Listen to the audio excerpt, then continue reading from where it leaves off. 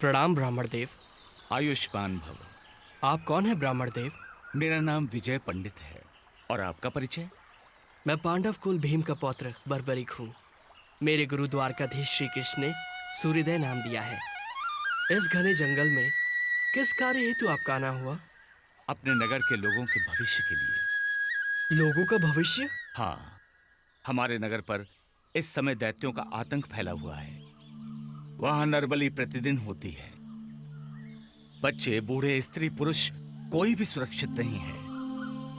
अर्थात? मैं इस सिद्ध क्षेत्र में मां भगवती की साधना करने के लिए आया हूं। मां से सिद्धि प्राप्त करके उस सिद्धि के बल पर मैं अपने क्षेत्र से, अपने नगर से उन दैत्यों के आतंक को समाप्त कर दूंगा।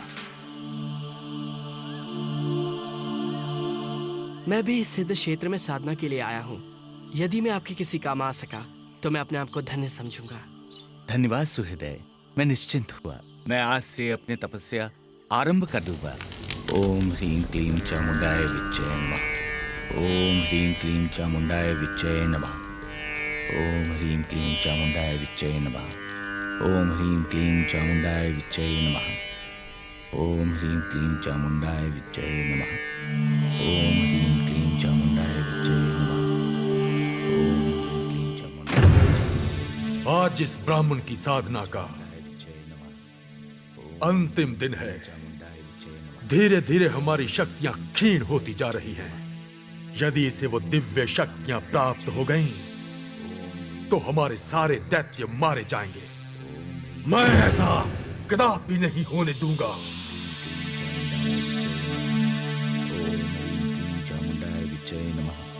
ओम ह्रीं क्लीं चामुंडाय विच्चय नमः। ओम ह्रीं क्लीं चामुंडाय विच्चय नमः। ओम ह्रीं क्लीं चामुंडाय विच्चय नमः। ओम ह्रीं क्लीं चामुंडाय विच्चय नमः। ओम ह्रीं क्लीं चामुंडाय विच्चय नमः। अरे, अनर्थ, घोर अनर्थ! ये क्या कर रहे हो तुम बंधु? साधु महाराज, ये सिद्धि प्राप्ति के लिए हवन कर रहे हैं। अग्नि जलाकर? आप जानते हैं इस अग्नि के तेज से अनेक प्रकार के जीव जंतुओं की हत्या हो रही है। साधु महाराज, अग्नि में आहुति देने से तो देवताओं की तृप्ति होती है। अहिंसा ही परमो धर्म है। जीव हत्या घोर पाप है। मैं ऐसा कदापि नहीं होने दूंगा, कदापि नहीं। ये क्या कर रहे हैं आप? साधु होकर हवन की अग्नि बुझाना चाहते हैं? मैं अच्छी तरह से जानता हूं इन पाखंडी ब्राह्मणों को। मैं ऐसा कदापि नहीं होने दूंगा, कदापि नहीं। हट जाओ।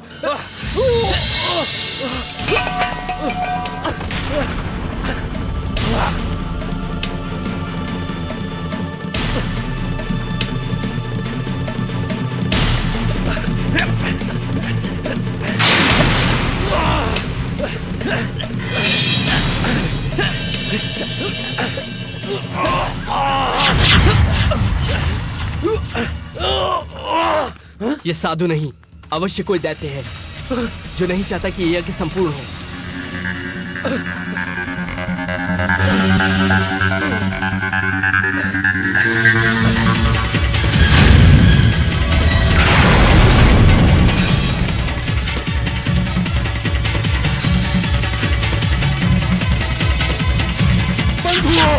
शत्रु हमारा पीछा कर रहा है, बच के जाने न पाए। घेर लो इसे, मार डालो इसे।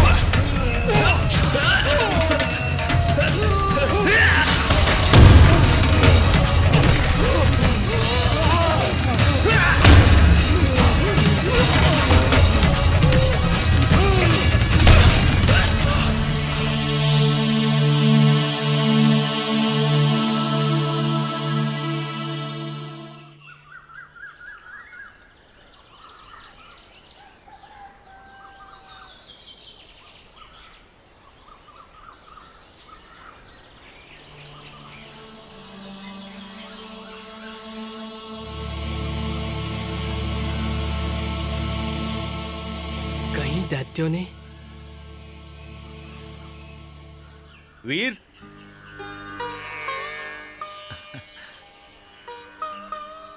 मैं और मेरे नगर निवासी तुम्हारा उपकार जीवन भर नहीं भूलेंगे। आपकी तपस्या पूर्ण हो गई ब्राह्मण देव। हाँ, मेरी साधना पूर्ण हो गई। देवी माँ ने साक्षात दर्शन देकर मुझे अनुपम सिद्धियां प्रदान की हैं। धन्य है देवी, आप धन्य हैं। अब मैं वापस लौटकर अपने नगर और नगर निवासियों की रक्षा कर सकूंगा। अवश्य ब्राह्मण देव। देवी माँ का आशीर्वाद आपके साथ है। जो सच्चे मन से देवी माँ की पूजा आराधना करते हैं, माँ उन पर सदा कृपा बरसाती है। तुम्हारे सहयोग के बिना यह संभव नहीं था। तुम मेरे लिए भगवान बनकर आए हो। लो, ये यज्ञ भस्म स्वीकार करो। समय आने पर यह तुम्हारे काम आएगी। ब्राह्मण देव, मैंने कुछ पाने के प्रयोजन से आपकी सहायता नहीं की थी। इसे आप अपने पास रख लीजिए। आपको प्रसन्न पाकर मैं भी प्रसन्न हूँ। तुम्हारे उपकार का मैं सदैव ऋणी रहूंगा। ब्राह्मण देव, निष्काम भाव से किसी पर उपकार करना ही साधुता है। जो किसी वस्तु की इच्छा रखकर उपकार करे, ऐसी साधुता में क्या रखा है? तुम धन्य हो बर्बरीक। एक ब्राह्मण का आशीर्वाद है। तुम सदा दुर्बलों का सहारा बनो। पुत्र बर्बरीक, प्रणाम माते। पुत्र, इस भस्म को स्वीकार कर लो पुत्र। यदि यह भस्म किसी दुष्ट प्राणी के हाथ लग जाएगी तो अनर्थ हो जाएगा। वो इसका प्रयोग अपनी स्वार्थ पूर्ति के लिए कर सकता है। तुम इसका दुरुपयोग नहीं करोगे। जैसी आपकी आज्ञा माते। कल्याण हो पुत्र। पुत्र, जो सिद्धियां हमने तुम्हें प्रदान की है, केवल वो ही पर्याप्त नहीं है। अभी तुम्हें शक्ति प्राप्त करना शेष है। मेरे लिए क्या आज्ञा है माते? भगवान शिव की आराधना करो पुत्र। वही तुम्हें शक्ति प्रदान करेंगे। हमारा आशीर्वाद सदैव तुम्हारे साथ है।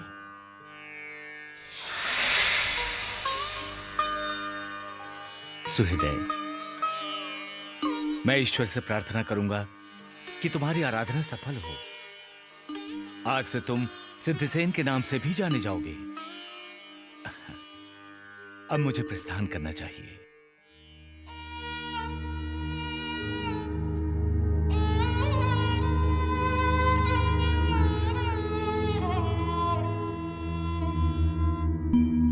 भीम जी भ्राताश्री। पांचाली तो अब सचमुच थक चुकी है और मेरे अनुज भी।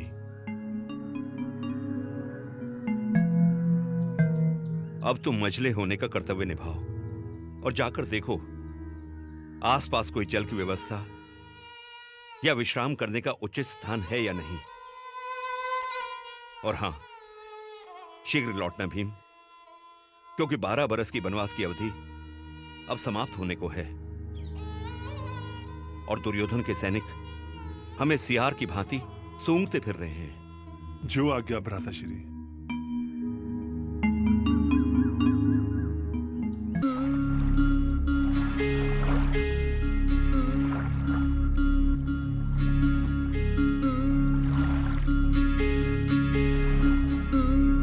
ये क्या कर रहे हो? दिखने में तो भद्र और व्यवहार में चांडाल लगते हो। मूर्ख बालक, तुम्हारे माँ बाप ने शिक्षा नहीं दी तुम्हें बड़ों से कैसे बात करते हैं?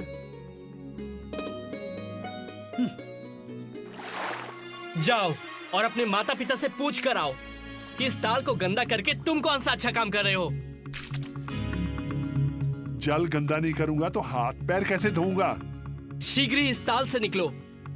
इस ताल से मैं देवी के स्नान के लिए जल लेता हूँ और तुम इससे गंदा कर रहे हो। जल का उपयोग नहाने, धोने और शरीर की गंदगी दूर करने के लिए होता है।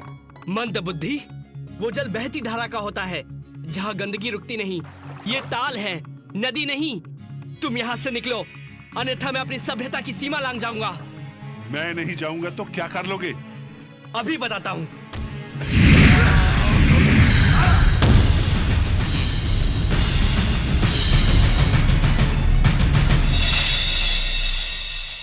मैं बच्चों पे हाथ नहीं उठाता, किंतु तुमने सारी सीमा तोड़ दी। तुम्हें तो सभ्यता सिखानी ही पड़ेगी।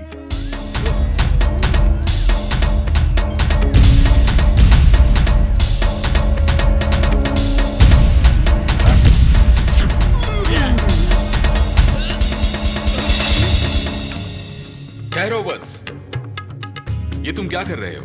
प्रभु, इसने पूजा का जल अपवित्र किया है, मैं इसे दंड दूंगा। ऐसा मत करो वत्स, ये महाबली भीम तुम्हारे दादा हैं। मेरे दादाश्री भीम? हाँ पुत्र।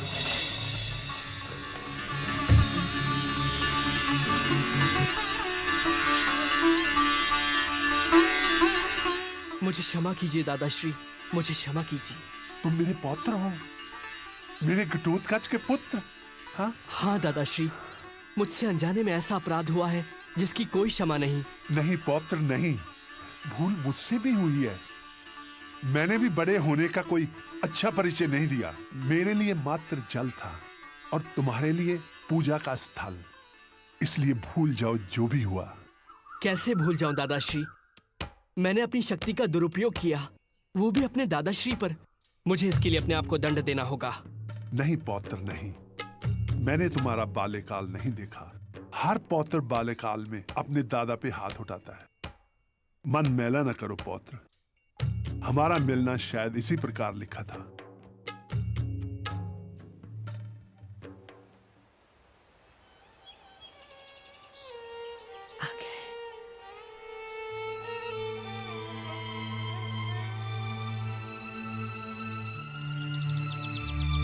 प्रिय भीम, तुमने आने में बहुत विलंब कर दिया।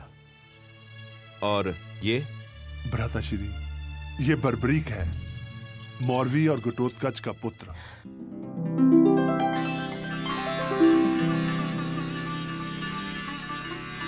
और बर्बरीक, ये तुम्हारे बड़े दादा युधिष्ठिर, प्रणाम। दादा अर्जुन, प्रणाम। नकुल सहदेव और तुम्हारी दादी द्रौपदी। प्रणाम दादीश्री। आयुष्मान भव। बर्बरीक बड़ा सुंदर नाम है। सुंदरता के साथ साथ ये अद्भुत शक्तिशाली भी है। और जानते हो द्रौपदी, इसने मुझे मल्ल युद्ध में परास्त किया। ये बालक आपको? हाँ द्रौपदी, ये यहाँ वन में सिद्धियां प्राप्त करने आया था और मेरी इससे भेंट हो गई। पुत्र बर्बरीक, तुम्हारी दादीश्री हिडिंबा, माताश्री और पिताश्री कैसे हैं? दादाश्री, जब से मैं श्री कृष्ण से शिक्षा प्राप्त करके निकला हूं तब से उनके दर्शन नहीं हुए। लेकिन ये विदित है कि वो सदैव पिताश्री और आप सबकी चिंता में लगी रहती हैं। घोड़े के टापों की आवाज।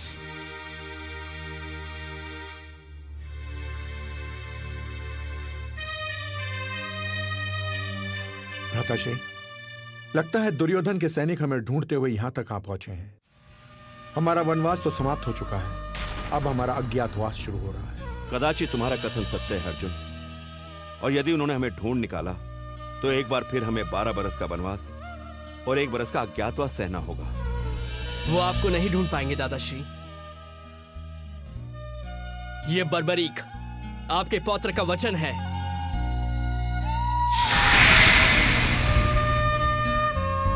दीन दुखी और निर्धन ने है जब जब इसको पुकारा। श्याम जी आ गए हैं, श्याम जी आ गए हैं।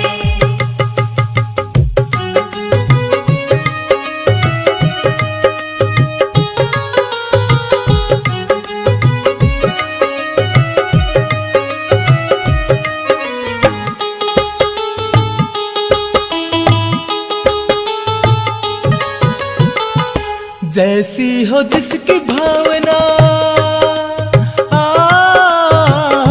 पूरी करे है मनोकामना। नमः शिवाय। ओम नमः शिवाय। आंखें खोलो पुत्र।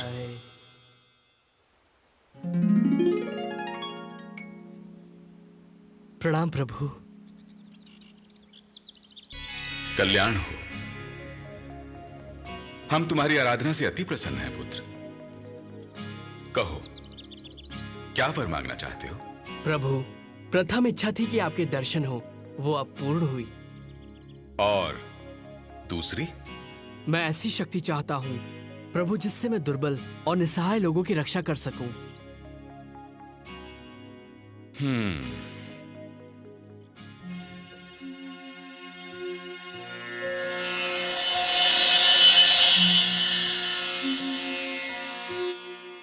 इन्हें स्वीकार करो पुत्र। ये बाण बहुत अचूक बाण है।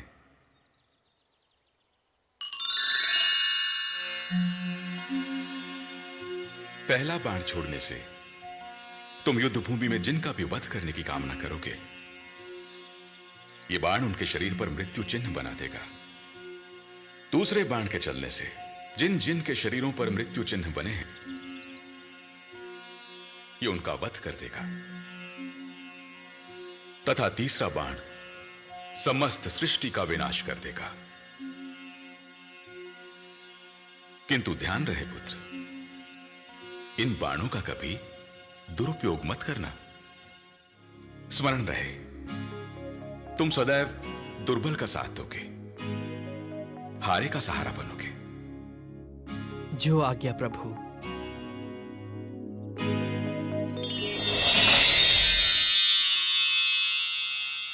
बर्बरिक को प्रलय वाली शक्ति मिल गई। इन 3 बाणों की सहायता से वो विश्व भर की सेना को अकेले समाप्त कर सकता था। पांडव द्रौपदी के साथ अपना 1 वर्ष का अज्ञातवास पूरा करने महाराज विराट की राजधानी पहुंच गए। द्रौपदी शैलेंद्री बन गई और उसे महारानी सुदेशना ने अपनी सेवा में रख लिया। युधिष्ठिर विराट नरेश के विशेष सेवक हो गए। भीम रसोइया बन गए। अर्जुन ने विराट पुत्री उत्तरा को नृत्य की शिक्षा दी। नकुल अश्वशाला की देखभाल करने लगे और सहदेव ने चरवाहे का कार्य किया।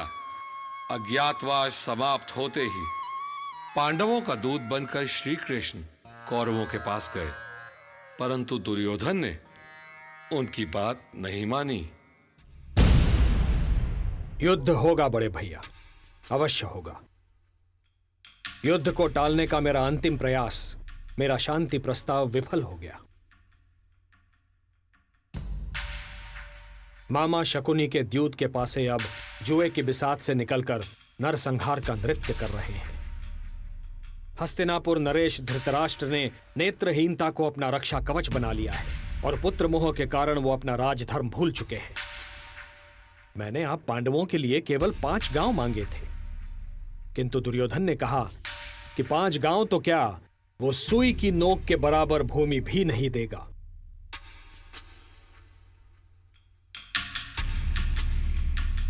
हे केशव, सत्ता और शक्ति के मद में चूर। अनुज दुर्योधन चाहे कुछ भी कहे, किंतु पांडवों की ओर से अंतिम निर्णय लेने का अधिकार मैं आपको सौंपता हूं माधव। प्रश्न अब केवल न्याय संगत अधिकार का नहीं है महाराज, अब प्रश्न है धर्म का। और मैं तो सदैव धर्म के हित की बात करूंगा और यही कहूंगा कि हे सर्वश्रेष्ठ धनुर्धर, उठाओ अपना गांडीव। हे गदाधारी भीम, उठाइए अपनी गदा। हे धर्मराज युधिष्ठिर, उठाइए धर्म की ध्वजा। जब जब राजनीति करने वाले लोग असंवेदनशील होंगे, तब तब शस्त्र उठेगा। यह युद्ध होगा सत्य और असत्य का, न्याय और अन्याय का, धर्म और अधर्म का। इसलिए यह धर्म युद्ध है, जिसके लिए धर्म क्षेत्र कुरुक्षेत्र चुना गया है। अर्थात ये युद्ध तो होगा ना वासुदेव? निस्संदेह पांचाली। हे मधुसूदन, अंतिम सांस लेती मेरी प्रतिशोध की ज्वाला को आपने पुनर्जीवित किया है। हे नरश्रेष्ठ, ये आपका वचन है, आश्वासन मात्र नहीं।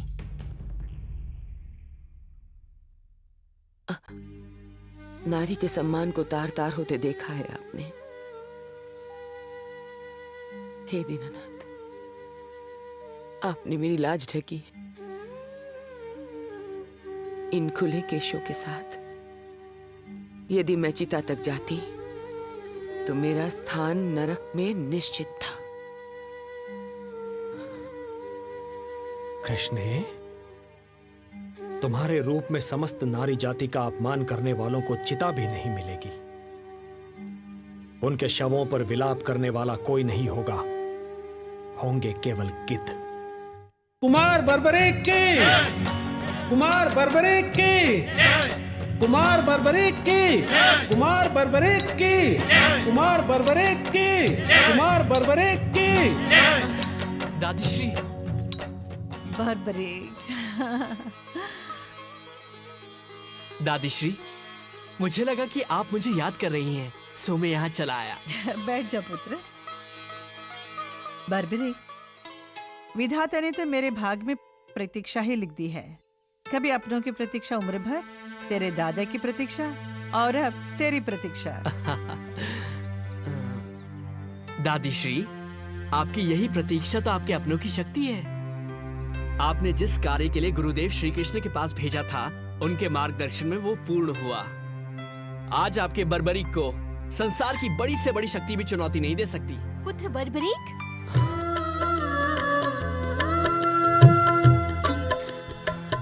प्रणाम माते। आयुष्मान भव पुत्र।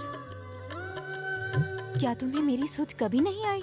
मैं दिन रात तुम्हारी ही चिंता में थी। आप मेरी जननी हैं। ऐसा हो सकता है कि मैं अपनी जननी को भूल जाऊं?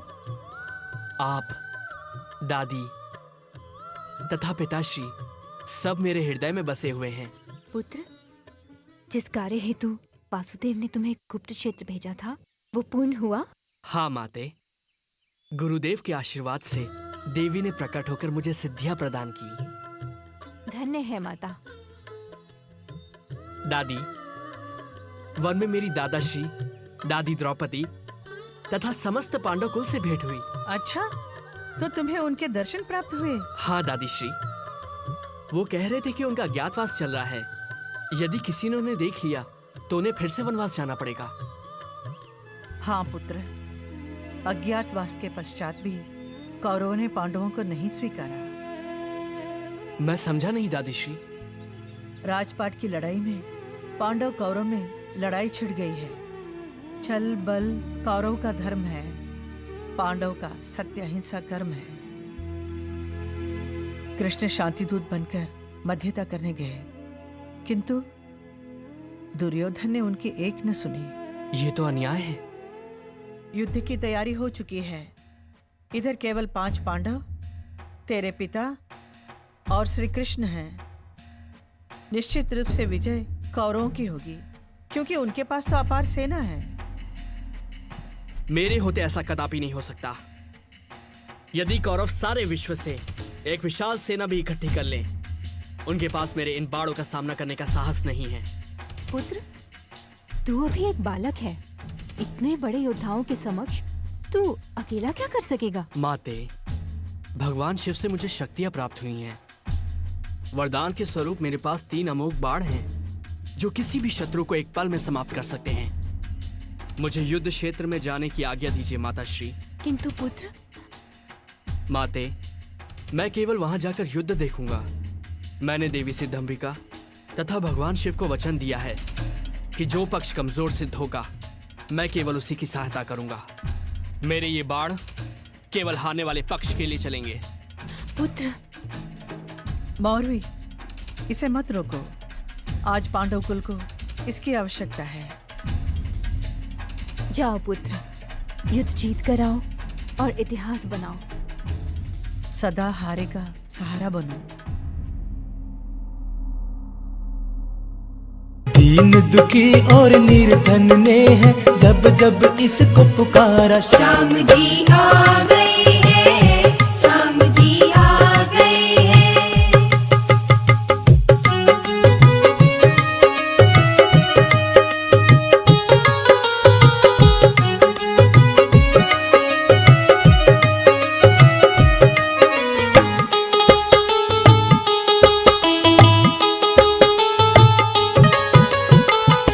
जैसी हो जिसकी भावना।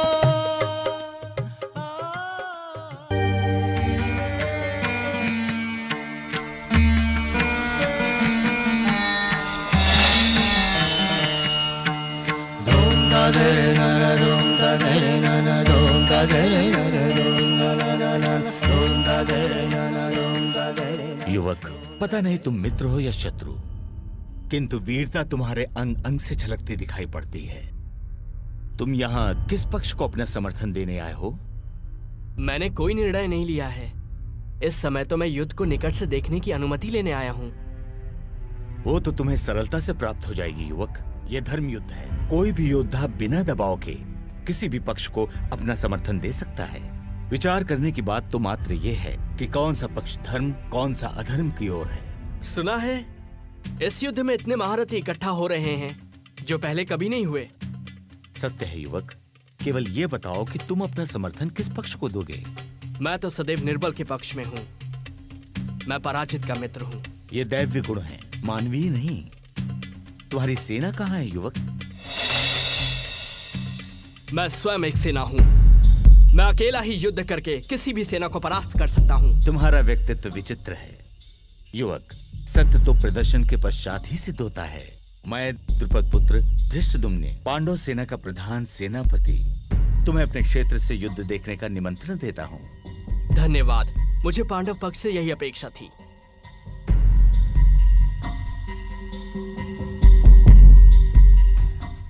दुर्योधन ने अपनी सेना के महारथियों से प्रश्न किया है कि उनमें से कौन कितने दिनों में सेना समेत पांडवों का वध कर सकता है। पितामह भीष्म और कृपाचार्य ने 1 मास, द्रोणाचार्य ने 15 दिन, अश्वत्थामा ने 10 दिन तथा कर्ण ने 6 दिनों में युद्ध की समाप्ति की घोषणा की है। केशव, आपका तात्पर्य क्या है? यही प्रश्न मैं आप सबसे करना चाहता हूं कि आप में से कौन कितने दिनों में समस्त कौरव सेना को नष्ट कर सकता है।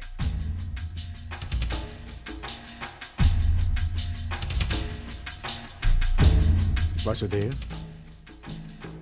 पितामह भीष्म और अन्य महारथियों का युद्ध से पहले ही विजय की घोषणा करना निराधार है। और हमारे शिविर में ऐसे ऐसे योद्धा हैं जिन्होंने कभी पराजय का स्वाद नहीं चखा, और यदि चाहें तो अकेले ही सारे कुरु सेना का नाश कर सकते हैं।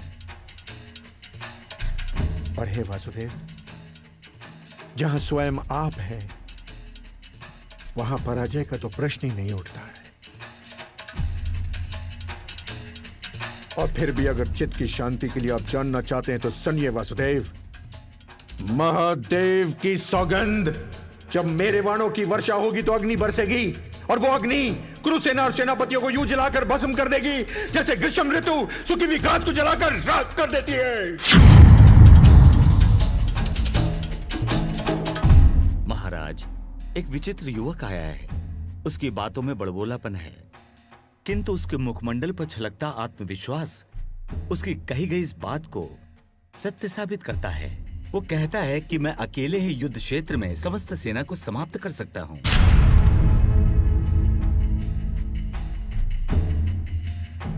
ये तो किसी पागल का प्रलाप लगता है। नहीं पार्थ, युवक है, युद्ध की बात करता है।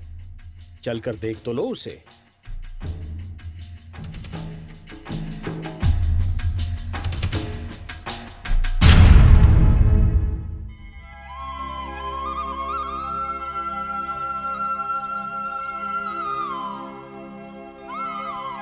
युवक,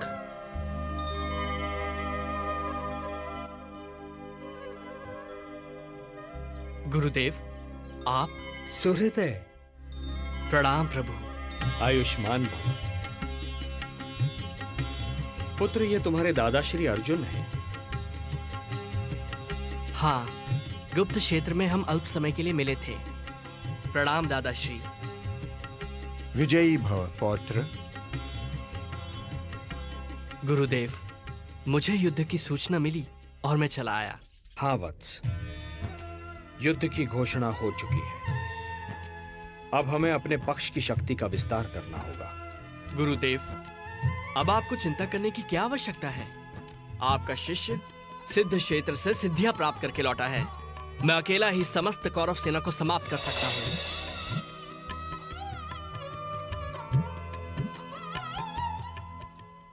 गुरुदेव, यह है मेरी साधना का प्रसाद जो मुझे देवी सिद्धंबिका और भगवान शिव ने दिए हैं।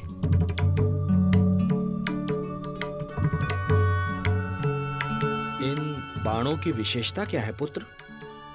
पहला बाण जब चलेगा तो जिन लोगों के वध की मैं कामना करूंगा ये उन पर मृत्यु चिन्ह बना देगा। पौत्र, ये कुछ अतिशयोक्ति नहीं लगती? नहीं दादाश्री, जब ये दूसरा बाण चलेगा तो जिन जिन के शरीर पर मृत्यु चिन्ह का निशान है ये उनका वध कर देगा। तुमने इन बाणों की कभी परीक्षा की है? अब युद्ध होने ही वाला है, परीक्षा भी हो जाएगी। मान लो कि ये वृक्ष कुरुक्षेत्र है और इसके ये सारे पत्ते शत्रु सेना। इन पर अपने बाणों का प्रयोग करके दिखाओ। जो आज्ञा गुरुदेव।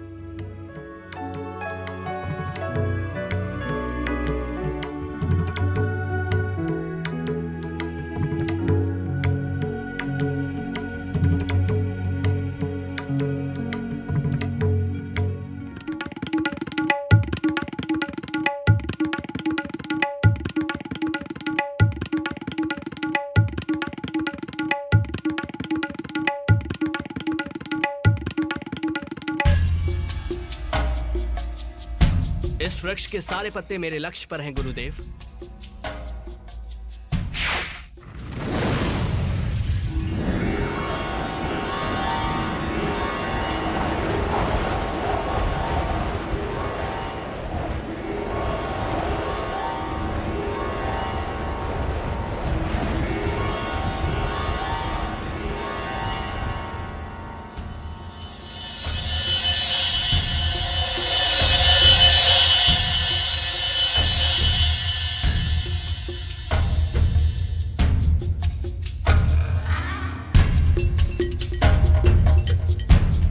गुरुदेव, पहले बाण ने अपना कार्य पूरा कर दिया। पुत्र, तुम्हें विश्वास है कि सारे पत्तों पर चिन्ह लग गए हैं? हाँ गुरुदेव।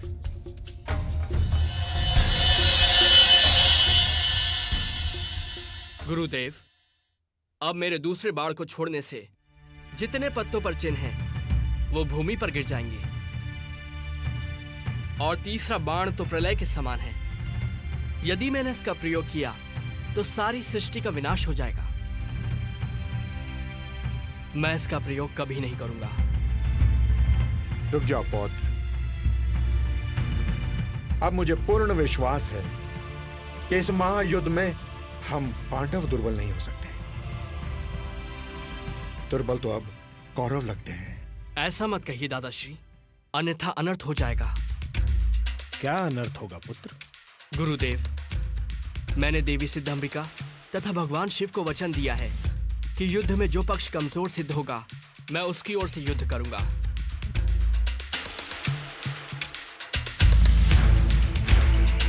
तो इसका अर्थ यह हुआ पौत्र कि बीच युद्ध में भी आप हमारे शत्रु का पक्ष ले सकते हो?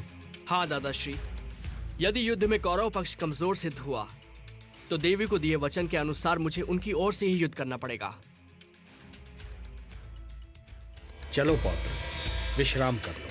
क्षमा करें गुरुदेव, मैंने निर्णय लिया है कि युद्ध क्षेत्र से बाहर रहकर ही युद्ध देखूंगा।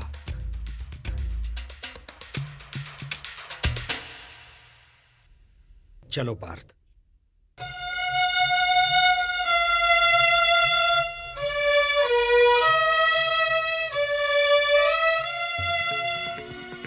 हे केशव, हे जनार्दन, इस युद्ध में तो हमारी विजय निश्चित है। निस्संदेह, किंतु जो मैं अभी सुनकर आ रहा हूं उसका अर्थ यह है कि पहले हमें पराजय की सीमा तक पहुंचना होगा, और पराजय का अर्थ है पांडवों में से 2-3 की मृत्यु और पांडव सेना का विनाश। पराजय? मैं कुछ समझा नहीं केशव। पार्थ, यदि हम कौरव सेना का नाश कर दें और विजय की ओर चलें तो बर्बरीक अपने 2 ही बाणों से अपने विजय उल्लास को पराजय में बदल देगा। तो अब क्या करें?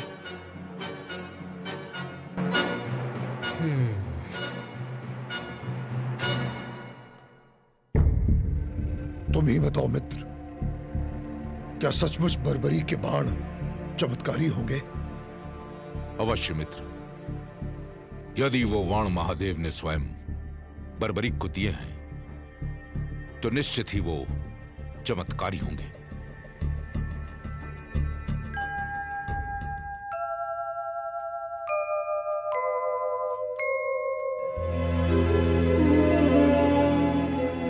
बर्बरीक को युद्ध से हटाना होगा, अन्यथा यह युद्ध की दिशा बदल देगा। यह धर्म युद्ध है। धर्म को बचाने हेतु अब यही एक विकल्प शेष है।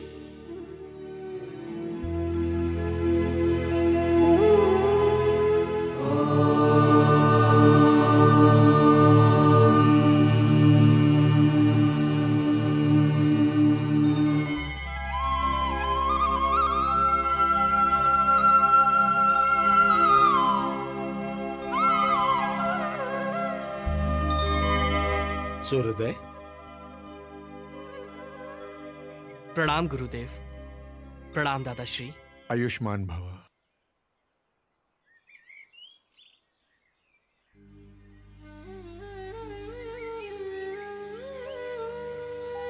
प्रभु, आप शांत क्यों हैं? क्या चिंता है आपको? पुत्र कल से युद्ध शुरू हो जाएगा। देखें, निर्णय की ओर जाता है। मेरे होते आपको चिंता करने की कोई आवश्यकता नहीं है। यदि कौरवों के पक्ष में युद्ध जाता देखा तो मात्र 2 क्षण में ही मैं सारे योद्धाओं को समाप्त कर दूंगा। मैं तुम्हारी शक्ति से परिचित हूं पुत्र, और यह भी जानता हूं कि तुम्हारी हम में अनन्य भक्ति है। किंतु क्या प्रभु? पुत्र, आज शुक्ल फाल्गुन द्वादशी है। आज की महिमा दुगनी हो जाती है। किंतु मुझे बताइए प्रभु, मैं आपके दिए हर आदेश का पालन करूंगा। वत्स सूर्योदय, युद्ध से पूर्व चंडी एक बलि चाहती है, और बलि उसी की चढ़ाई जाएगी जो अतुलित बलशाली होगा। इसमें चिंता किस बात की है प्रभु? चिंता इस बात की है वत्स कि इस पृथ्वी पर 3 ही ऐसे वीर हैं जिनकी बलि स्वीकार होगी। मैं, तुम या अर्जुन। नारायण नारायण। केशव,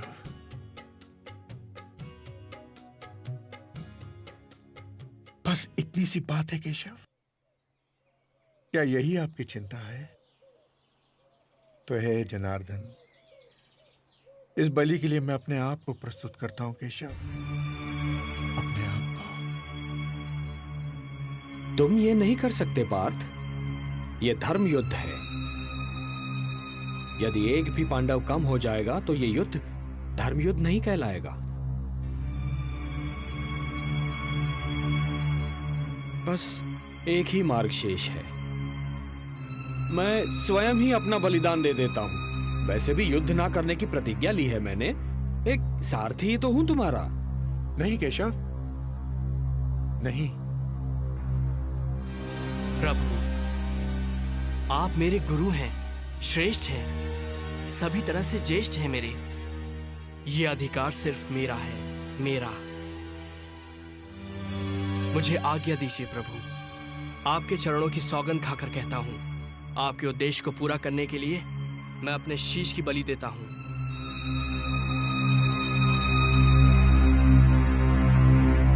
प्रभु, ये कार्य करने से मेरे वंश की कीर्ति बढ़ेगी। ये सौभाग्य मैं अपने हाथों से नहीं जाने दूंगा प्रभु।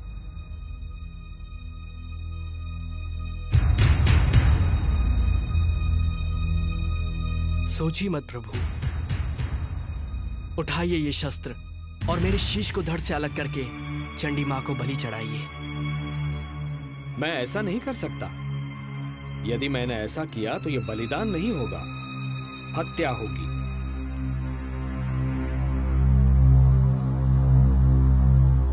जब मैं स्वेच्छा से ये शीश आपको सौंप रहा हूं तो यह हत्या नहीं कहलाएगी। धर्म यह कहता है वत्स कि बलिदानी स्वयं दान दे। यदि मैं ऐसा करता हूं तो वो हत्या ही कहलाएगी।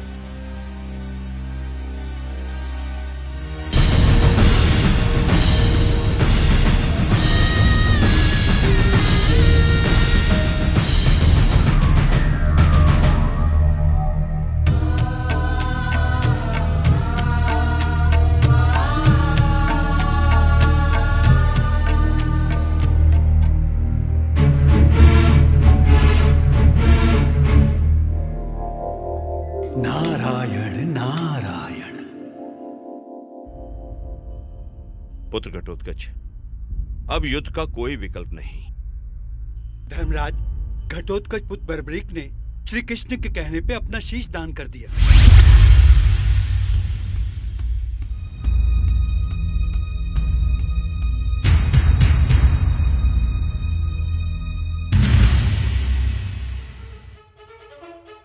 उन वाणों की सत्यता की परीक्षा तो स्वयं वासुदेव ने ली है।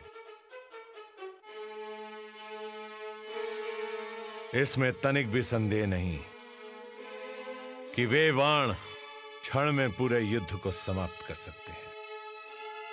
अर्थात इसका तात्पर्य ये हुआ और हम बिना युद्ध किए ही हार जाएंगे। अरे भांजे, तुम सदैव विपरीत ही क्यों सोचते हो? क्यों मामाश्री? दुशासन सत्य ही तो कह रहा है। अरे भांजे, अभी अभी ज्ञात हुआ है कि भीम के पौत्र बर्बरीक ने कृष्ण के कहने पर अपना शीश दान कर दिया है।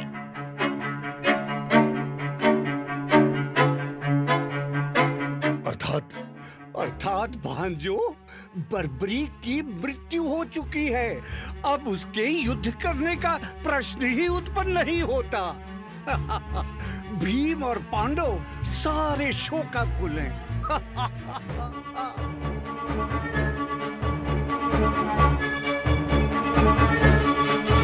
अवश्य इसमें भी कृष्ण का कोई उद्देश्य होगा।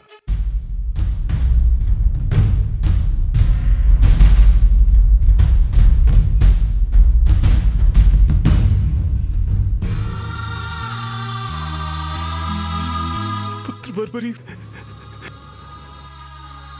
पौत्र, ये तूने क्या किया? वासुदेव, ये आपने उचित नहीं किया। अब मैं हिडिंबा और मौरवी को क्या उत्तर दूंगा?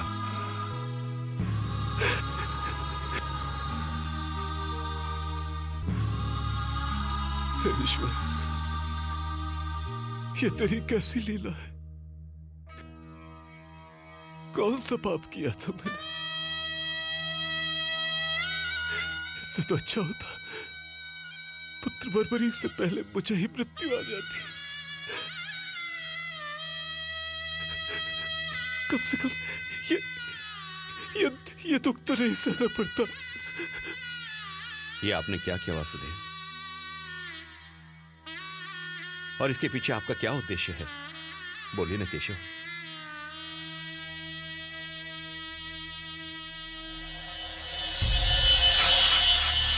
वत्स, भगवान श्री कृष्ण ने महाबली बर्बरीक से ये शीशदान किस कारण मांगा, मैं बताती हूं।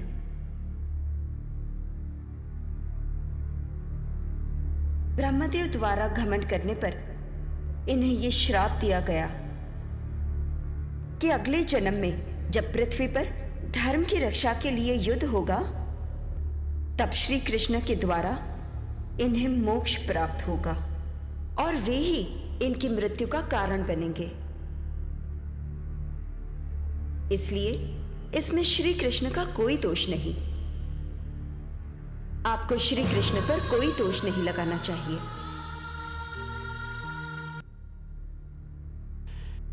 हे केशव, मुझे क्षमा करें, क्षमा करें।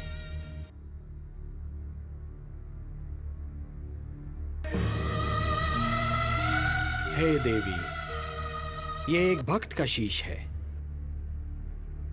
इसे अमृत से सींचो और अजरामर बना दो।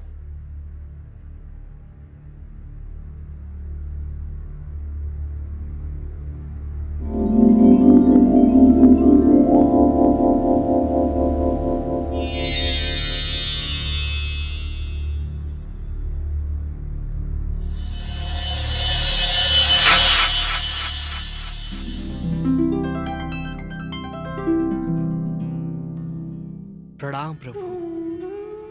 कीर्तिमान भव।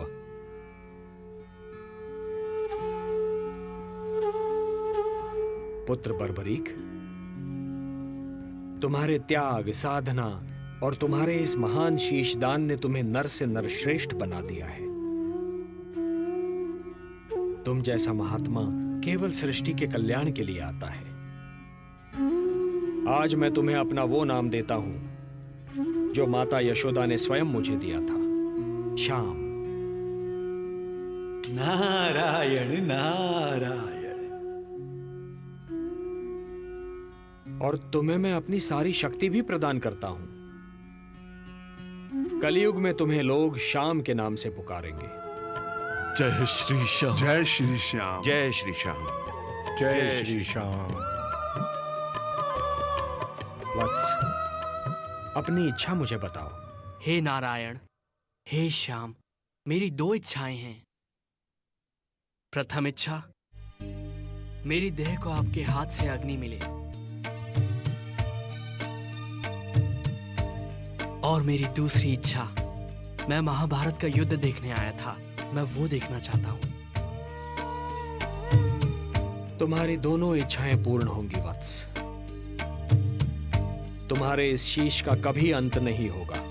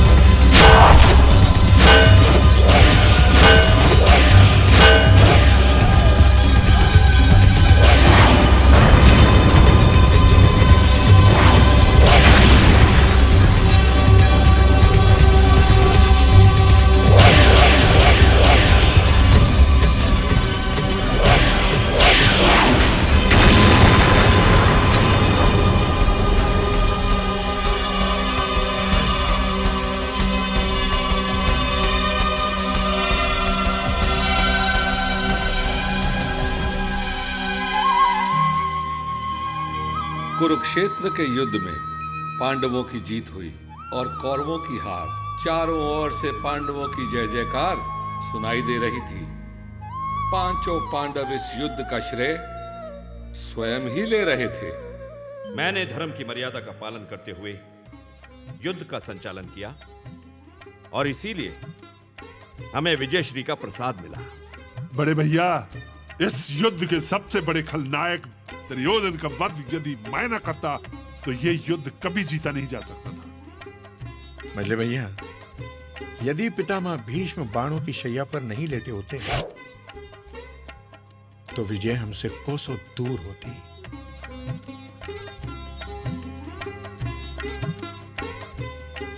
किस बात पर इतना विवाद चल रहा है? कृष्ण, तुम ही बताओ कि इस युद्ध में विजयश्री का मुकुट किसके शीश पे रखना चाहिए? ये तो बड़ा विकट प्रश्न है भीम भैया। इसका उत्तर मैं कैसे दे सकता हूं? मैं तो केवल पार्थ का सारथी था। हाँ, लेकिन एक महान योद्धा है जिसने ये सारा युद्ध देखा है। उस महादानी, उस शीशदानी से अवश्य पूछ सकते हैं। चले? चलिए।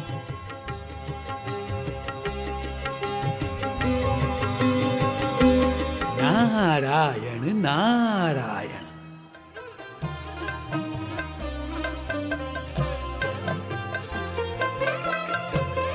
प्रणाम प्रभु।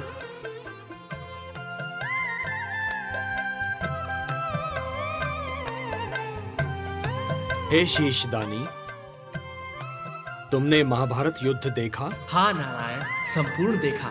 तुम्हारे ये पांचों पितामह इस बात पर विवाद कर रहे हैं पुत्र कि इस युद्ध में विजय किसके कारण प्राप्त हुई।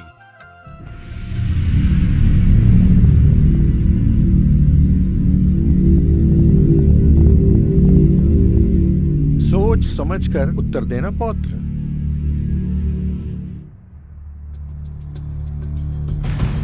ना जाने किस आधार पर आप सब अपने आप को इस युद्ध का नायक मान रहे हैं। आप बड़े दादा धर्मराज युधिष्ठिर, आपने असत्य भाषण करके अपने गुरु द्रोणाचार्य का वध कर दिया।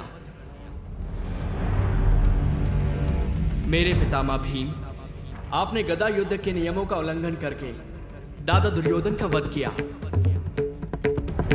गांडीवधारी आपने तो युद्ध से पूर्व ही गांडी फेंक दिया था। पितामह भीष्म को आपने शिखंडी का आश्रय लेकर बाणों की शैया पर सुलाया। दादा कर्ण से आपके प्राणों की रक्षा के लिए मेरे पिता घटोत्कच ने अपने प्राणों की आहुति दी। नहीं, आप में से कोई भी नहीं है। इस युद्ध का नायक, इस युद्ध के एक ही महानायक हैं, मेरे गुरुदेव श्री कृष्ण। मुझे तो पूरे युद्ध में गुरुदेव श्री कृष्ण और उनके सुदर्शन चक्र के सिवा और कुछ नहीं दिखाई दिया। गुरुदेव श्री कृष्ण केवल दादा अर्जुन के सारथी नहीं, इस महायुद्ध के सारथी थे कृष्ण, केवल श्री कृष्ण।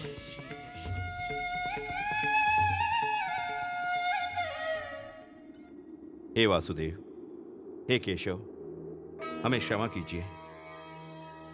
अहंकार विवेक का शत्रु होता है। हे केशव, युद्ध में यदि आप हमारे साथ ना होते तो कदापि हमें विजय प्राप्त ना होती। हे शीशदानी, इस युद्ध ने अन्यायी कौरवों को दंड दिया, पांडवों को हस्तिनापुर का राज्य दिया, मानवता को शांति दी।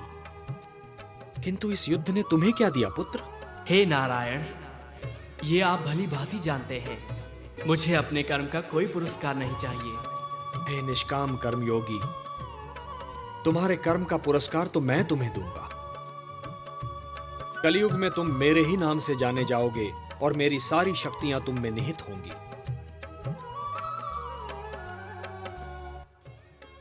जो भी मनुष्य तुम्हारी पूजा करेगा उसकी सारी मनोकामनाएं पूर्ण होंगी। मेरे लिए क्या आज्ञा है प्रभु?